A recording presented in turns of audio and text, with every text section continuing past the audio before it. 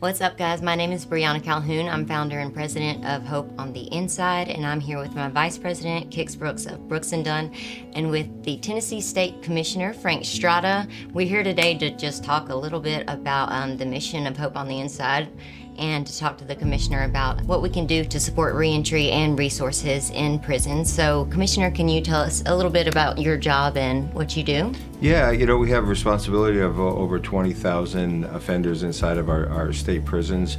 It's all about rehabilitation and reentry. It's our job, I think, as state representatives to provide skills and ability for our offenders to reenter society. And one way to do that is through your organization and other organizations. We were talking yesterday, we had lunch, and if y'all know about me at all, you know that I do have a sordid past. I spent 18 months in Louisiana Correctional Institute for Women. I was incarcerated in total for about 3 years of my life in my early 20s, and I was given a second chance and just want to be able to share that with others. I think we try to give really practical steps for any inmates, even inmates that are not in reentry, because Kix and I have performed in front of a lot of lifers, and you got to kind of change the narrative when you're doing that, and that's why I call it Hope on the Inside, because some people aren't getting out.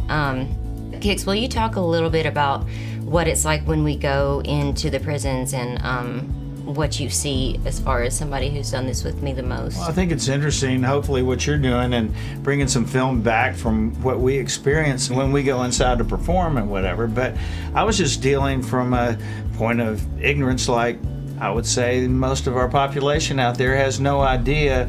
But going in with you, you've got the cred. You can bring your story to them so they identify with you and they see you. You put your mugshot up behind you when I can see they go from sitting back with their arms crossed to being on their chair with a look in their eye like, I don't have to come back here. I can do what she's doing. And it's so important, and it works. Yeah. I'm not saying it works for everybody in that audience, but I know you're reaching people, and we perform so we make their day, but you have the potential to make their life. I always say rehabilitation is a three-pronged approach. I've said this, the one, the offender's got to want to change. Two, I think we have an obligation to provide meaningful programming and treatment purposes. And three, then I think society has to give that individual an opportunity. And I think I've said this to Brianna before, she's success. What we're trying to achieve in our state prison, she has achieved. When going through what she did in life experiences, a lot of us can't explain that to the inmate population. So it's real when it comes from Brianna compared to someone talking to me about telling them why they need to do the right thing. So I think the state is doing a very good job. We've had the lowest recidivism rate in the history of Tennessee Department of Corrections at under 30%. So we're trending in the right direction. Obviously, we want to get that down lower, but I think the things that we're doing in corrections today is benefiting the state of Tennessee today. And I just want to say, if y'all want to look that statistic up, under 30% is really low.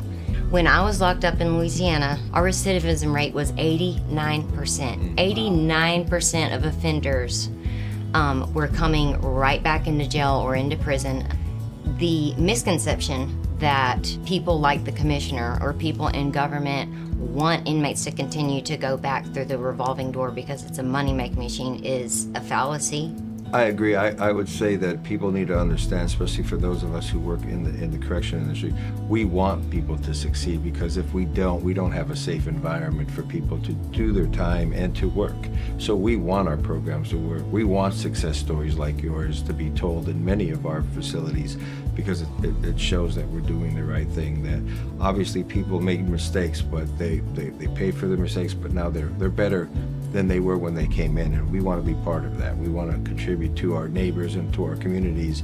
Thank you, Commissioner. Yes, sir. We definitely appreciate your help, and we're going to continue to make this organization bigger, and we want to continue to have it grow and elevate and spread that awareness. And so if you're watching this, if you would follow us on Facebook, Instagram, TikTok, it's at Hope on the Inside for all of that, and there's going to be more to come. And Commissioner, thank you so much for working with us and getting those roadblocks out of the way so we can get this out to the people. I appreciate it. Thank you. Thank you. All right. Thank you, sir. Thank you. Appreciate it.